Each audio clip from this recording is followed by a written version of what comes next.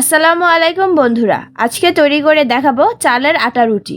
এই রুটি সবাই অনেক বেশি পছন্দ করে। চালের রুটিটা কিভাবে নরম ও তুলতুলে হয় সেটাই আজকে করে দেখাবো। আপনারাও যদি একই প্রসেস ফলো করে বানান তাহলে আপনার চালের রুটিটাও নরম হবে। তো চলুন দেরি না করে শুরু করা যাক। রেসিপিটি ভালো লাগলে চ্যানেলটি সাবস্ক্রাইব, লাইক ও শেয়ার করতে ভুলবেন না। প্রথমেই চালের ডো বা কাই তৈরি করব। সেজন্য দিয়ে দিব 2.5 কাপ পানি আর দিয়ে দিব স্বাদ অনুযায়ী লবণ। লবণটা দিয়ে নেড়ে দিব আর ঢাকনা দিয়ে ঢেকে দিব বলক আসার জন্যে। তো বলক চলে এসেছে, এখন দিয়ে দিব 2 কাপ চালের গুঁড়া। চালের গুঁড়া দিয়ে ঢাকনা দিয়ে ঢেকে দিব আর চুলার আঁচটা লো হিটে করে দিব। এখন অপেক্ষা করব 5 মিনিট। 5 মিনিট হয়ে গেছে, এখন ঢাকনা উঠিয়ে নেড়ে দিব। এই পর্যায়ে যদি মনে হয় আপনার পানির পরিমাপটা বেশি হয়ে গেছে তাহলে আরও কিছুটা চালের গুঁড়ি দিতে পারেন, এতে কোনো সমস্যা হবে না। ভালো করে নেড়ে দিয়েছি, এখন চুলা অফ করে ঢাকনা দিয়ে ঢেকে দিব 10 মিনিটের জন্য। 10 মিনিট হয়ে গেছে, আমি এখানে একই পাত্রে ডোটা বানিয়ে নিব। ডোটা গরম থাকা অবস্থায় মথে নিতে হবে। আর পাশে একটা ঠান্ডা পানির পাত্র নিয়েছি, এতে করে হাতে গরম লাগলে যেন পানিতে দিয়ে হাতটা ঠান্ডা করে নিতে পারি।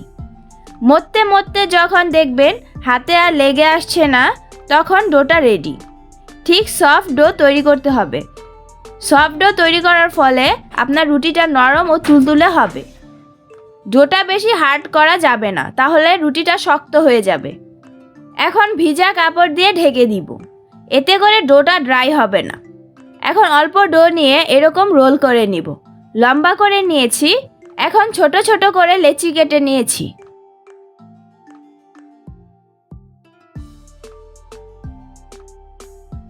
এবার একটা ডো নিয়ে এরকম গোল করে নিব। গোল করা হয়ে গেলে হাতের তালুর সাহায্যে চ্যাপ্টা করে নিব। এবার এর উপর শুকনো গুঁড়ি দিয়ে দিব। তারপর হালকা হাতে ঘুরিয়ে ঘুরিয়ে বেলুনের সাহায্যে গোল করে নিব।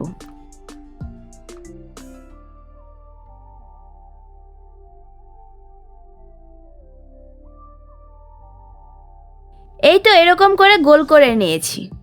রুটিটা যেন বেশি মোটা না হয়, আর পাতলা করলে রুটিটা সফট হবে। এরকম পাতলা করে নিতে হবে। এরকম করে আরও একটি বানিয়ে দেখাচ্ছি।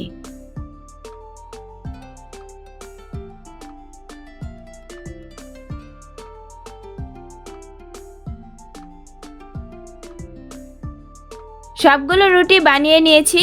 এবার ফ্রাই প্যান বসিয়ে দিব। ফ্রাই প্যানটা ভালো করে গরম হয়ে গেলে রুটিটা দিয়ে দিব।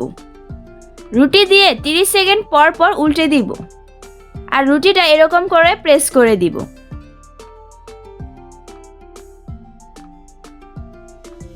রুটিটা হয়ে গেছে।